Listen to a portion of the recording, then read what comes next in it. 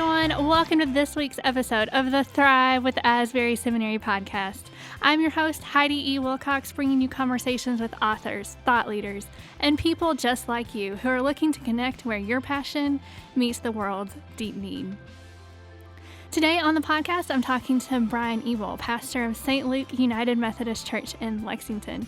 Brian is also an Asbury Seminary alum and adjunct professor here at the seminary. He also happens to be my pastor, and I'm super excited to get to talk to him today and share that conversation with you. So in today's conversation, we talk about his journey to come to Christ, how he and his wife Mandy planted Revolution United Methodist Church in Louisville, their transition to St. Luke this past summer, and women in ministry. So I hope you enjoy. Let's listen.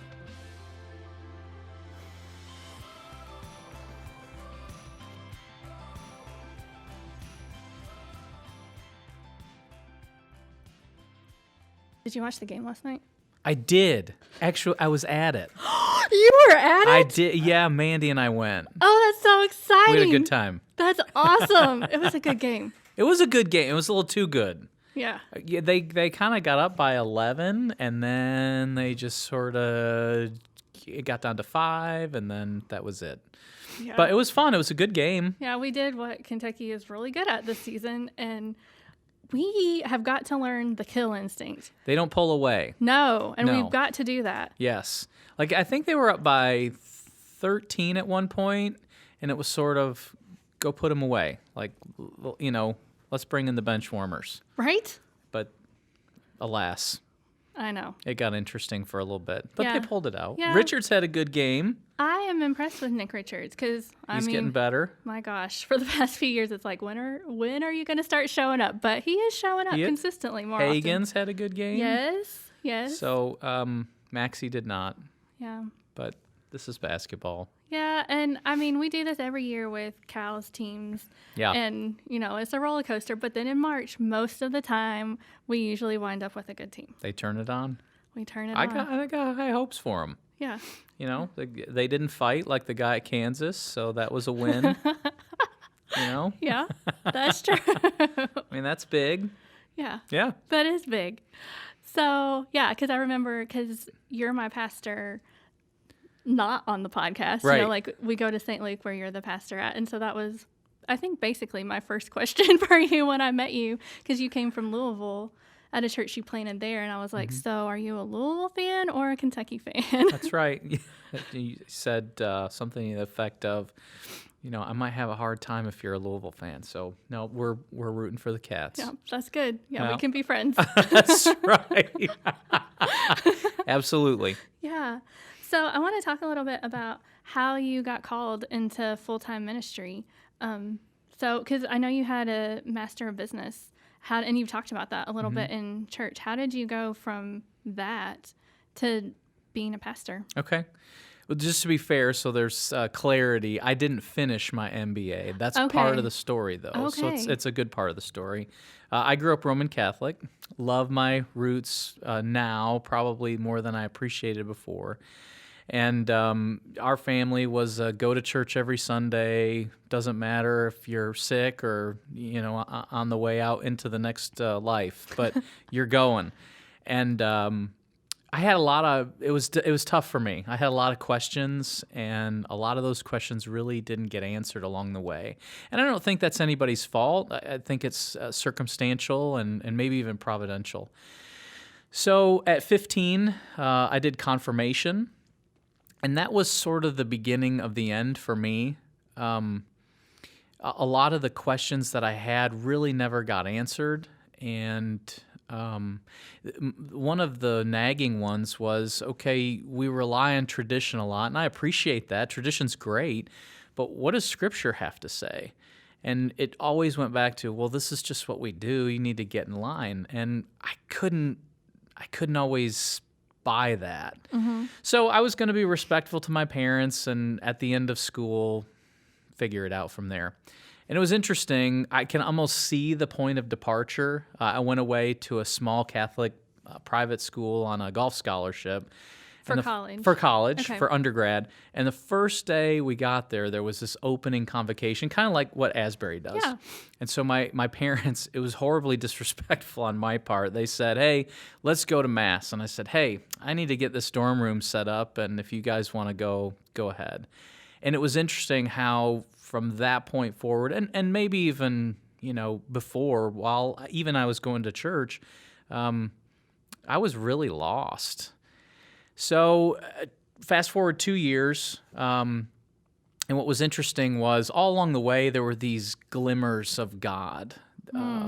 For example, we had a huge tournament that we would go play in the spring, and it was on Easter weekend. So here we are, and I wasn't going to church at all, and I'm thinking, like, this can't be good. I'm playing golf on Easter Sunday, but I met Mandy, my wife now, my sophomore year of college, and she's the best. I like her. Thanks. That's good. I like her too. She introduced me to a very different Jesus than I knew, one who wanted a relationship, and that was so foreign to me because God was existent, but out there, uninterested, that kind of thing. And so, we started to attend her dad's church. She is the daughter of a United Methodist pastor. Oh, wow. And very different experience. Yeah. Very different. Can I ask what Sure. they thought about you and their daughter in the beginning? Because, you were Roman Catholic, but weren't even practicing Catholicism at that time. And then you show up at the United Methodist Church. Yeah, we'll just say it was a hard sell for a while. Okay. And I don't blame them, somebody outside their tradition, somebody who's trying to figure it all out. And admittedly, Mandy was so much further down the road than I was in her faith. I still had lots of questions, never doubting God's existence, but just why does any of it matter? Mm-hmm. So by the end of school, we started to go to church some, and then there was a conversion experience that I had. And it was on a Good Friday at an Assembly of God church of all places, right? So you're getting all the denominations. Exactly. And who would have thought I would have ended up there? And, my tradition, there was no altar call or anything like that. And the pastor said, if you've been away from God for a long time and you're ready to come back and you want to know him personally and hear his voice and all of that, then I want you to close your eyes and stand up. So everybody's got their eyes closed, and I stand up, and I pulled Mandy with me because, I didn't know what was going to happen I'm not next. standing up by myself. Right on. So, I did that, and I opened my eyes. I figured, who isn't going to stand up right now? There's like 20 of us. And they whisk us off into this back room, and this guy's praying over us and praying in tongues. And this was just so different for me. But it was great. And that was kind of the start of it. During that period, I was working for a CPA firm, working on my MBA. And, we went to different churches. We went to Rob Bell's church. That was really big at the time, Mars Hill in Grand Rapids. We went a few times to Ed Dobson's church, Calvary Baptist. But we kept coming back to this Methodist church where Dad was. And the big thing was there was a banker and a guy who I knew who went to church there. And he really started to disciple and mentor me. Nice. I didn't know what that was because I had never experienced it before. But he was good for me, and so we really plugged in there and got involved in serving and those kinds of things. Yeah. So that's where it started anyway. Yeah, that's awesome. How did you go from just being a lay person? What was that journey like to become a pastor? Unexpected, really. We were getting involved in serving. We had a great Sunday school class that we were a part of. It was filled with people who were pretty much our age, plus or minus 5 years or so. And my father-in-law, every once in a while, he couldn't make a hospital call because the church was about 30 minutes away from downtown where I worked. And he would say, hey, would you mind stopping by and seeing such and such a person? And so I would do it. You're just going and saying hi to people and having a prayer for them and that kind of thing. And then we would lead on occasion some studies or that sort of thing. And really, I just had a call experience. And Tell me about that. Yeah, one night in the middle of the night, I had read through the Bible at this point, and all of this was new, and I was really growing, and really felt and heard God's voice so clear. And it was, Brian, I want you to be a pastor in the Methodist system. I want you to love and lead my people. I want you to minister the word and bring revival everywhere you go. Like, this is an audible voice. Yeah, I mean, audible in the sense that I heard it clearly. Yeah. Now, if you were in the same room, would you have heard it? I doubt it. But, right, but you knew. I knew. Mm-hmm. And it was so scary because, you know, I'm in an MBA program. I've got a good career. I'm making good money. We're serving in our church, and, you know, I'm really learning how to love God and all of those kinds of things. And I didn't have a frame of reference for any of that sort of thing. Pastors were the kids who grew up in church and, you know, they knew the Bible forwards, backwards, and sideways, and that wasn't me. Right. So I really struggled with, is this real? Yeah. And had some good friends and my mentor, and we talked about it. And I think it became a question of, okay, maybe this call's real, but when do you really act on it? Yeah. Yeah. So after you knew, were there doubts after that? Or did you just like, I know, and I'm going to go? Tons of doubts. Okay, good. Tons. I'm glad you're normal. Oh my gosh. Yeah. Like, you know. Or at least maybe I'm glad I'm normal. No, you're not. I'm not normal. You have a chance at it. That's for sure. I'm definitely not normal. Yeah. I mean, so it was, is this real? Why me?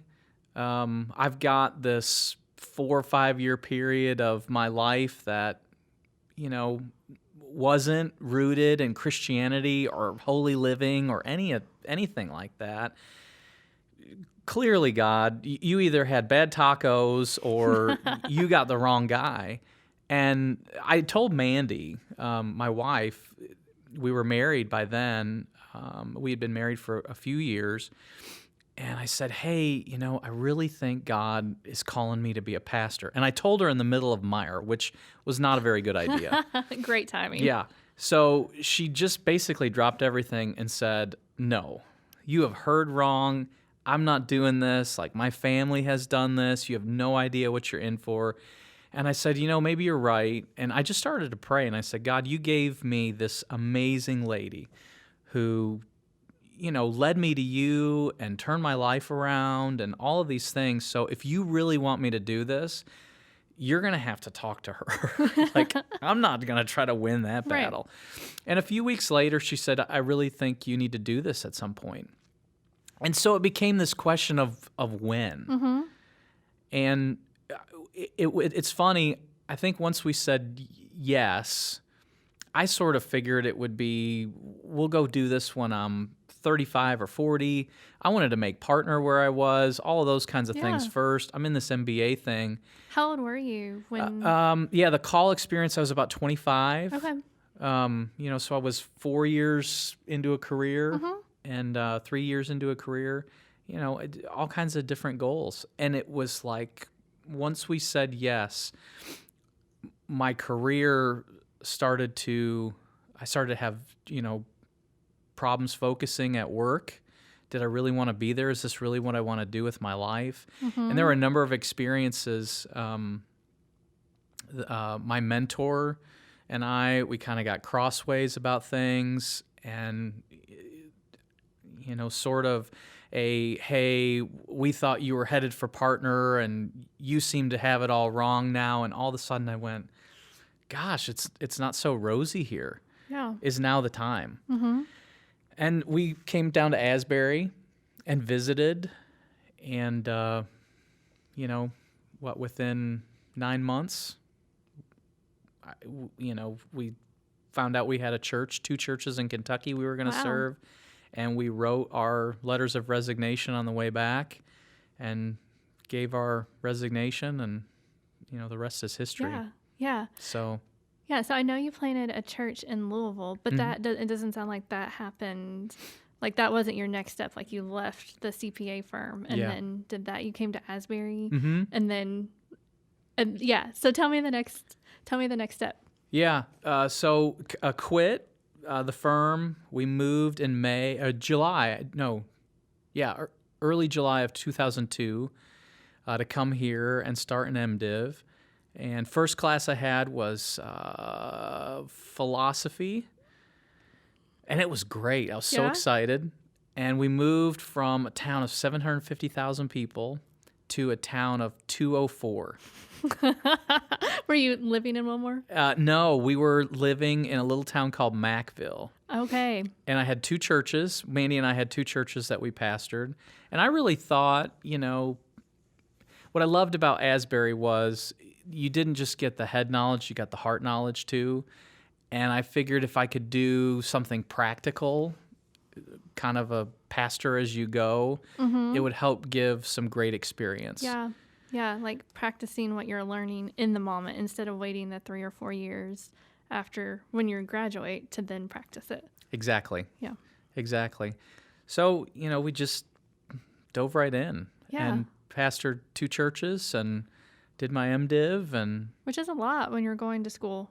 Well, yeah, it helped. We didn't have kids at the time. Okay, yeah. It's still a lot. Yeah, it was. I mean, you gotta manage your time. Yeah, you gotta hustle. You gotta hustle. But it was good, and we love those churches. Still talk to a few of the folks from those churches, and it was a great experience. Yeah. Yeah.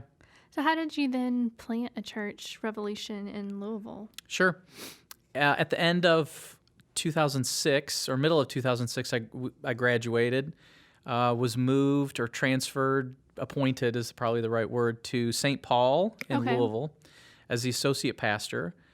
And about halfway through, this bishop came to town named Lindsay Davis. Oh, yes. And everybody loves, and I love Bishop Davis. Great man. And we talked a bit, and he said, "Hey, what do you think about church planting?" And to be honest with you, I don't think we were the greatest at church planting. There was one church here, two churches in Lexington that had done really well with church planting.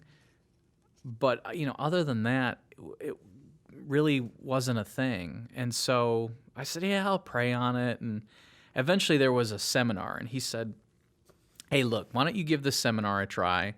And so I went to the seminar on it, put on by Path One, and all of the traits of church planners, being a bit of a maverick and wanting to do things differently and reach people with the gospel.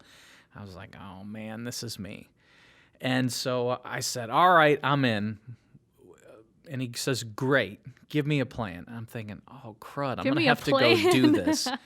And so, the senior pastor at St. Paul at the time was really great about, hey, what could it look like? Is it possible to plant a church out of here? And so I came up with a mother-daughter model of church planting. And basically that means you're going to take a certain size or population of people from an existing church and replant it into a new community of faith that might have a partnership, but it's not a direct connection to the mother church.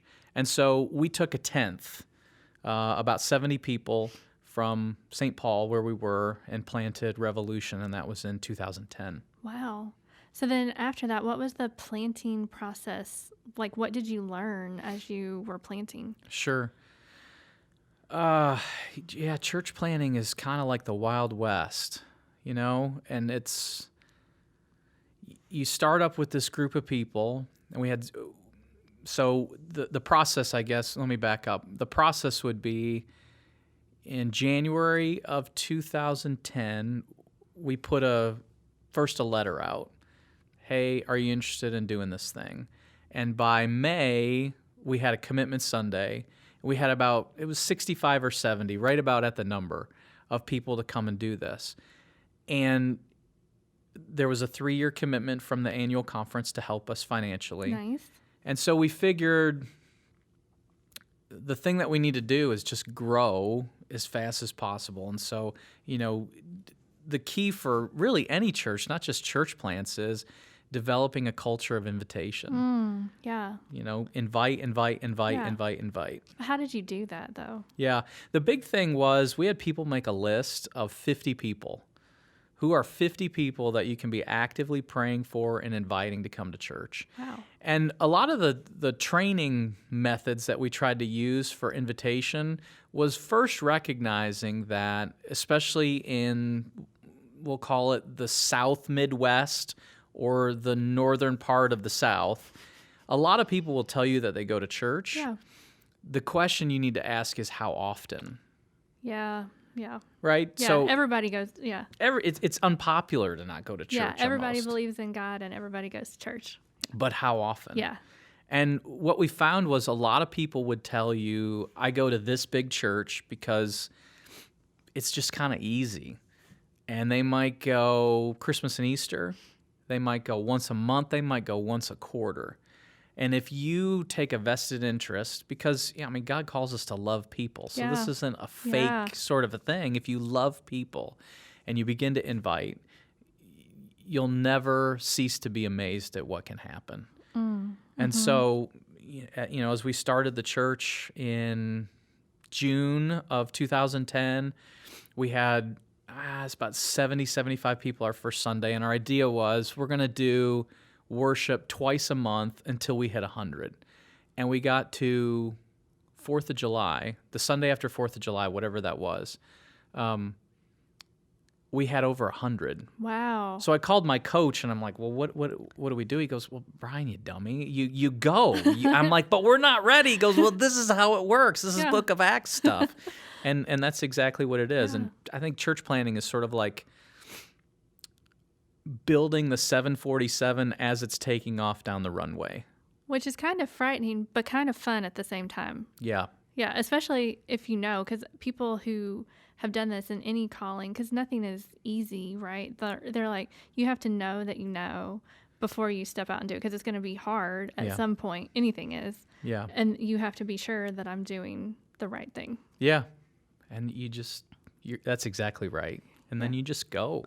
Yeah, it's just hard to know, I think, that this is the right thing, especially when it gets hard. And I don't think you ever do. Yeah? Yeah, I mean, you know, but I don't know if that you know exhaustively. Do you know what I mean?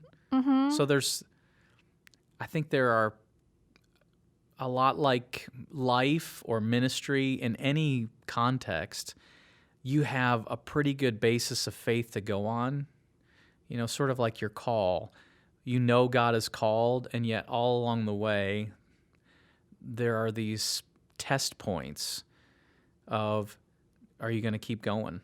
And that's where I think the spiritual formation part of it comes in of, hey, if you're not praying and reading your scriptures and learning and growing and being in community with other people, it's just easy to stop. Mm-hmm. But you have enough of those disciplines in your life, and the tendency is when it really gets hard and you run out of parts as you're building the 747 going down the runway, that's where the Holy Spirit really starts to take over, and you see things you never thought you would. Does that make sense? Yeah. Can you tell me about one of those test points for you that helped you grow? Because I think the easy thing is when we're talking about this, like you planted this church 10 years ago now, and have transitioned to a different church since then. And I think it's easy to look at it now and it's like, like hit the high points, but we both know that it wasn't always that way. So what were some of the test points, or like one of them that you could share? Yeah. And how did that help you grow? That's a good question. One of the early ones came maybe about 2 years after we were in. The church had grown to about 135 or 40 people, maybe not as quickly as you want. And that's hard because you go to great planting conferences like Expo or, Asbury's put stuff on, and there's this sense of if you plant it, they will all come. Right. And if you're not 1,000 people big in your third year, you're doing it wrong. Right. So that's one area of maybe some self-doubt that starts to creep in. And the thing that I found along the way was it's amazing to get catalytic growth like that. More often than not, it's going to be the slow and steady sort of grind that gets you there. And in the middle of that, we had there was a few families who were maybe discontent is the right word with where the church was. Maybe a couple of the theological distinctives and us being Wesleyan, and they raised a ruckus, we'll call it. And there were about 5 or 6 families out of it who, I was really concerned, are they going to leave? And so I think you tend to go into protect mode. Like, what if these people leave? Is the church going to make it? And what does that say about me as a pastor? And I'm supposed to love these people and be their guide and this kind of thing. Yeah, I'm supposed to be their pastor. Painful. Yeah. And what I learned was I had to let them go. And I just said, if this is really what you believe and you believe that God is calling you to something else, you're not my people, you're God's people. And I just want to bless you and let me know how I can help you land elsewhere. And they were shocked. Yeah. And they left, and there was a lot of questions of, Brian, what are you doing? And I think if that hadn't happened, the church would have never broken the 200 barrier. It was a great growth experience for me, I think for our staff, and for our community. Yeah. How did that change how you looked at growth and kind of discipleship? Yeah. Growth and discipleship. I think... because you're thinking, but like if it's 3 families, that could be 15 people if they're parents and kids and whatever. So like thinking about it, it's going to decrease your actual number. Yeah. But not that people leaving church is a good thing, but it ended up helping you guys grow in other ways too. Yeah. So how did you be content with that? Yeah, John 15 was a great companion during that time. And just the nature of the cutting and the pruning of the vine and, recognizing that I think that our tendency, at least my tendency, I'm going to speak generally too, but our tendency as pastors is our identity gets so wrapped up in the size of our church, how happy people are, and the assumption gets made that unless there's complete and total peace and unity, like you've done it wrong. And yet I don't get that sense out of the book of Acts or anything like that. And so God really got a hold of me during that period. And churches try to be all things to all people, but I'm not sure that's really possible. Yeah. And so recognizing, hey, there's a lot of great parts of the kingdom that can serve folks who aren't content or who aren't growing in their own relationship with God, and let them serve them. And maybe the best thing for them is that God blesses them wherever they go next, and God blesses the church that you're at and allows it to grow and flourish because new people are required to step up. Does that make sense? Yeah, that does make sense. Yeah. So now, I'll fast forward a little bit, but now you're at St. Luke, and you came last summer, right? So and we love it. Yeah, we love having you. It. Yeah, it's great. So, but what was that transition like? Because this obviously wasn't your first transition, but what was it like and how do you end one season and start another season well? Because you did not plant St. Luke, but I think that as we're talking to church planners or people who might be church planners, starting a season and ending it well is kind of it's the life of all of us, but especially people in ministry. Yeah. It was a shock. I think a lot of it was when you church plant, it's almost like your kid. And that's good and bad. It's good because the church takes on an identity that you've helped form and protect and all of those kinds of things. And it's bad because you've got to also recognize, like, this isn't your church, this is Christ's church. Yeah, it's kind of like letting your kid go to college. That's exactly what it felt like. Yeah. So there was grief, to be sure.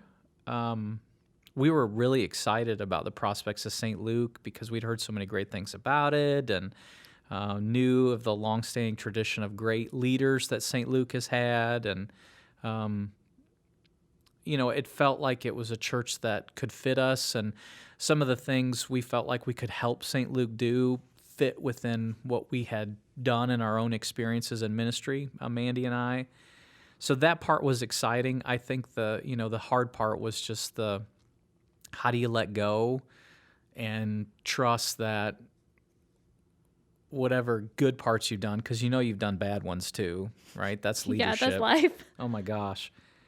That's what matters, and that's what left a mark, and that's what God used you to do in that season.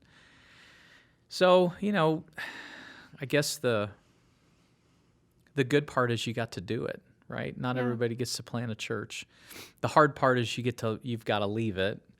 And I think the part you've got to trust is no matter what, when you leave, because everybody's going to leave their church plant someday, that God used you in that specific season for a specific reason. Mm-hmm. And that's kind of the peace that we made with it. Yeah. Yeah.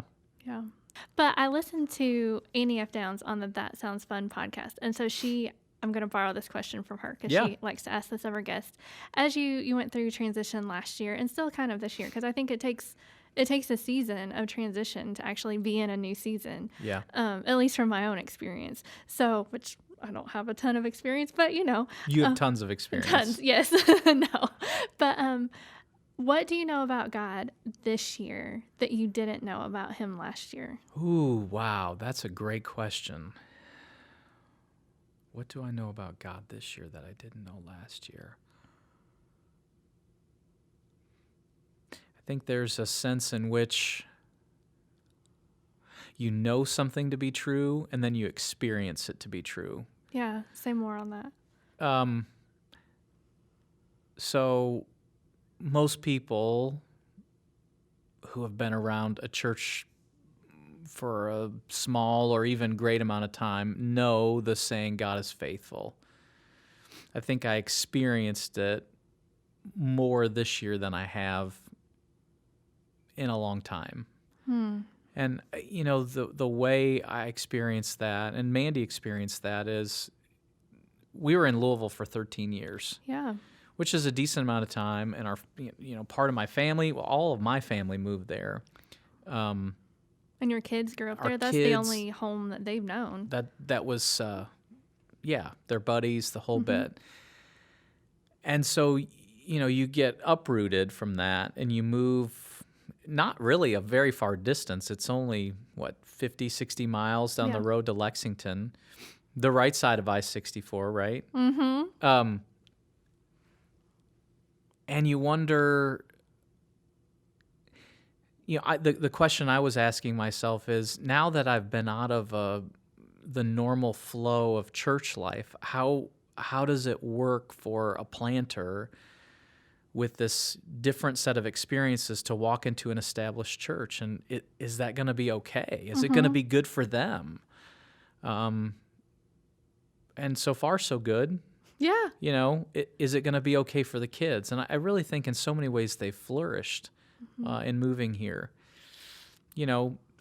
How is it going to be moving to a different neighborhood? And are we still going to be able to reach people? And all of those questions. And really what I've come to see is as much doubt and concern and worry and all the other junk that builds up that's so human. Mm-hmm. But so real, too. Yeah, good point. God just works it out. It's like, hey, I got this. I'm faithful. Yeah. I'm going to show you exactly why I'm sending you. I'm going to show you exactly what I want you to do. And your family, yeah, I got them too. Yeah.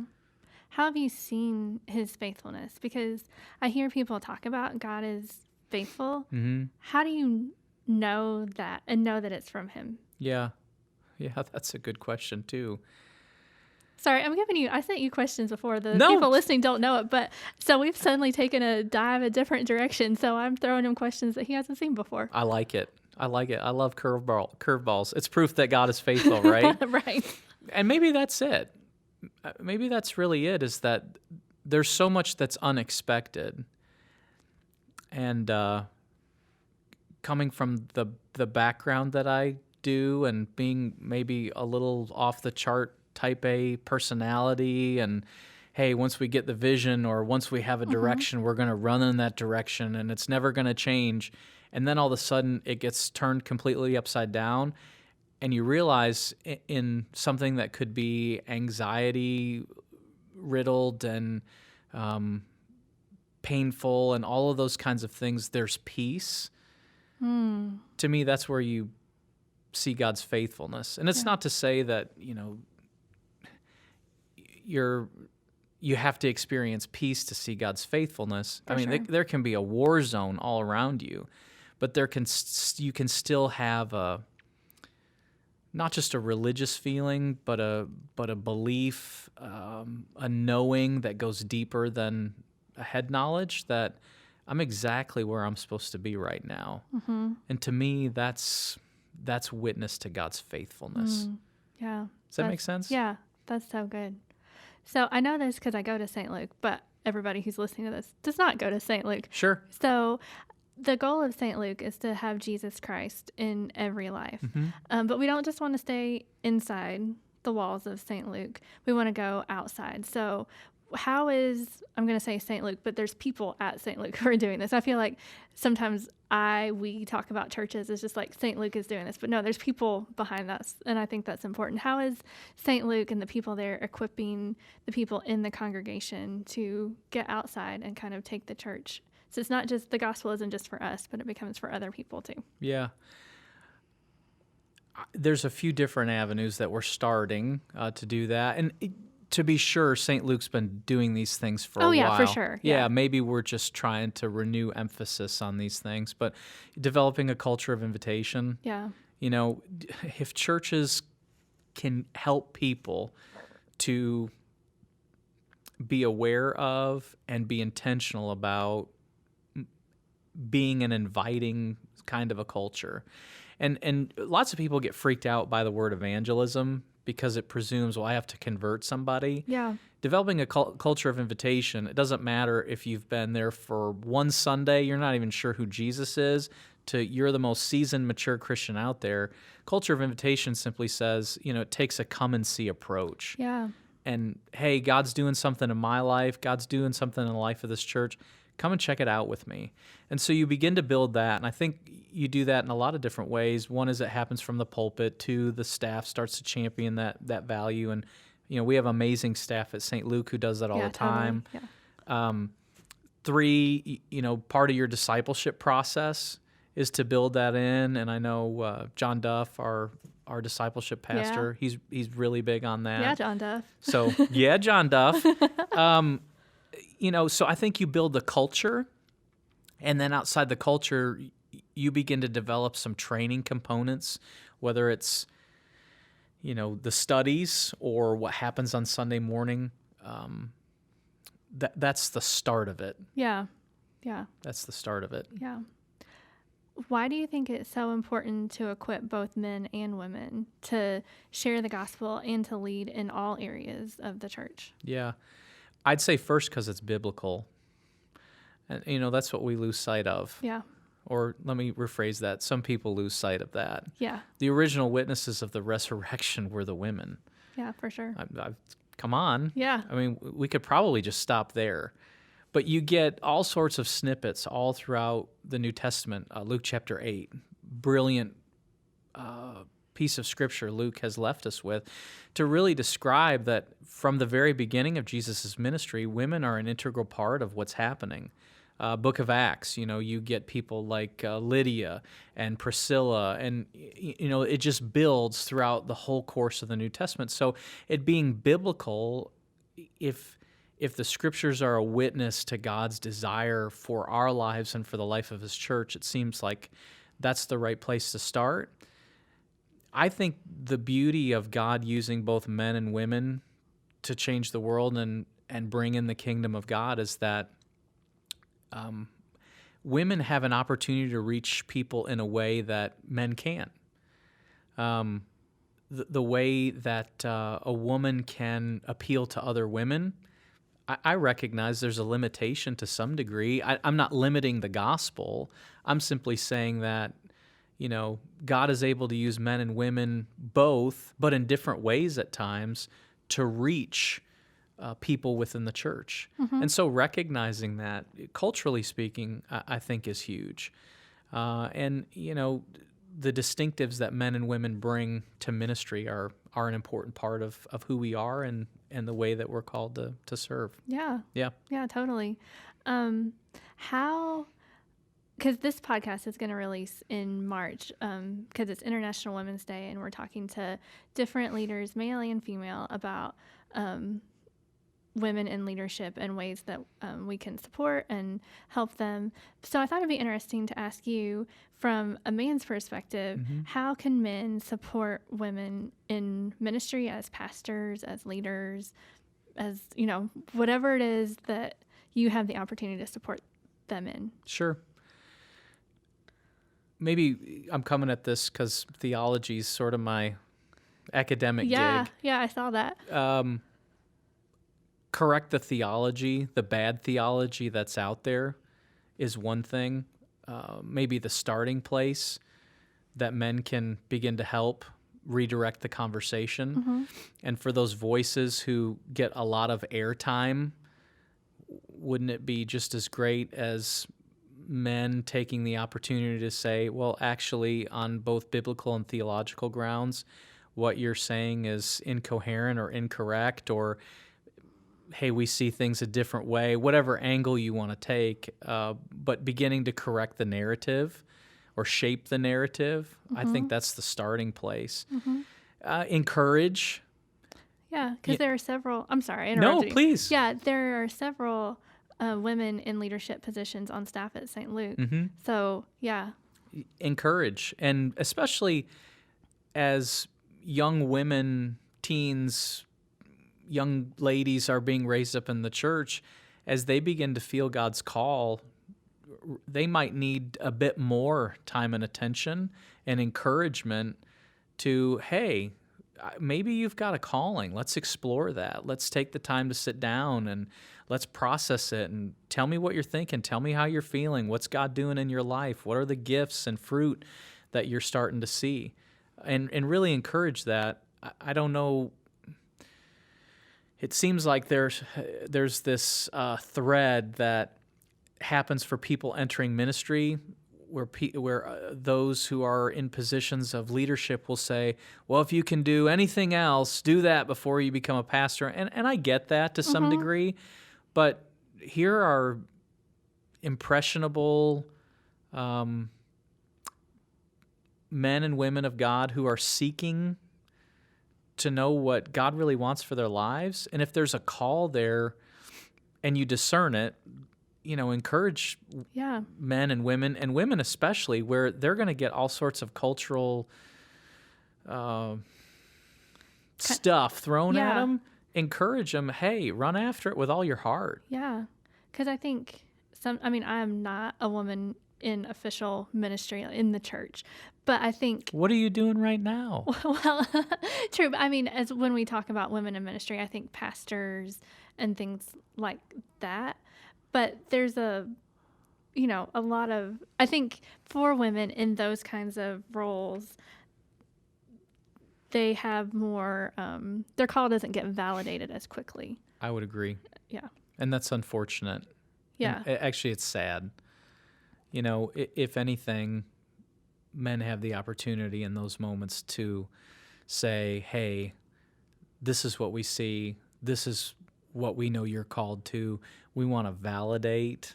Yeah. And we want to encourage, and we want to lift you up. Yeah. And even mentor, because off the podcast, you were telling me that you were mentoring a student at the seminary. Is that right? Mm-hmm. Yeah. Yeah. Yeah. Can you tell me about that? Not without getting too personal, can you talk to me a little bit about mentoring? I've probably walked with 3 or 4 women who have been or are in a ministerial role. And it's just, I think it's amazing to watch and to see the stories of transformation God is authoring, and then just really try to help them hone in on where am I gifted and what am I being called to and how does the process work, and encourage along the way. And for the naysayers, just say, well, if you don't have anybody coming against you, like you're not doing it right. Or something, because that's just how it works. Yeah. It doesn't matter whether, who you are, if you're a man or a woman or whatever, you're going to get the naysayers, and just take the opportunity to mentor and encourage and be that sounding board for people. So I enjoy doing that. Yeah. Yeah. Is there anything else that you want to talk about before we end the podcast that we haven't already talked about?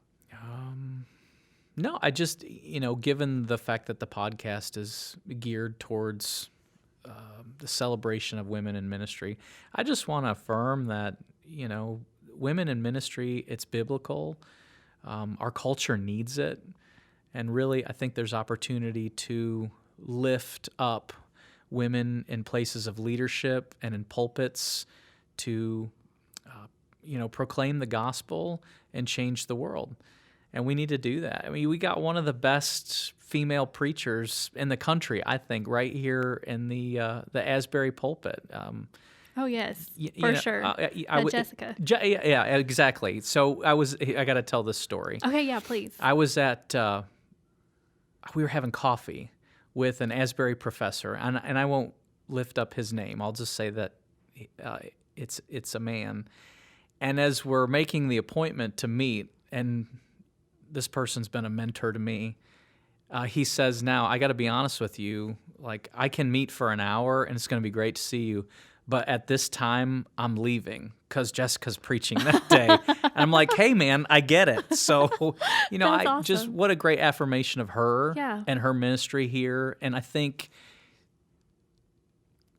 moments like that we need more of. Mm-hmm. Mm-hmm. And I'm hopeful to see that in this next generation of leaders in the church. Yeah, for sure. Yep. For sure. So here's a question that we always ask everybody as we wrap up the podcast. So because the show is called the Thrive with Asbury Seminary podcast, what is one practice, it can be spiritual or something else, that is helping you thrive in your life right now? Solitude. What does solitude look like for you? Yeah, I'm a very extroverted person. I love being around people, but I've really come to value the time of just being alone as a way to recharge and to be present with God.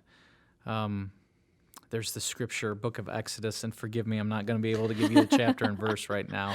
We'll revoke your MDiv right now. You should. I'm telling you what, all my Old Testament professors would chide me right now. But the essence of the text is that, and Moses was alone on the mountain with God. And I think what I've come to appreciate, especially in the last 4 or 5 years, is that having that time away from the church building, away from the church community, and just being alone in God's presence is so life-giving. And I don't think you have to travel to the other side of the world. I've gone to St. Meinrad a number of times to do this. I might just go take a long walk in the middle of nowhere to do this, but it's been life-giving. Yeah, for sure. In a podcast conversation I was having this morning, we were talking about how we can just fill up our lives with so much stuff and never have to deal with anything or feel our feelings or anything like that. So, yeah so needed. Yeah. So, well, thanks so much, Brian. Hey. I have really enjoyed getting to know you better because you're my pastor, but I've never had the opportunity to really just sit down and talk to you, mostly because I just see you on Sunday mornings and say hi and we talk about the cats and go on. So I've really enjoyed this, and I'm just so grateful for getting to hear your perspective and the work that you're doing. So thank you. I love what you're doing, Heidi. Keep up the great work, and I'm humbled to get the chance to spend the day with you. Thank you. You're kind. Hey everyone, thank you so much for joining me for today's conversation with Brian. I don't know about y'all, but I really enjoyed the opportunity to get to know him better and just appreciate his honesty and the wisdom that he has from his journey, and for his sharing that with us. just so grateful for the work that he and his family are doing in the world. So I hope you all enjoyed the conversation as well. Until next time, hope you all have a great day and go do something that helps you thrive.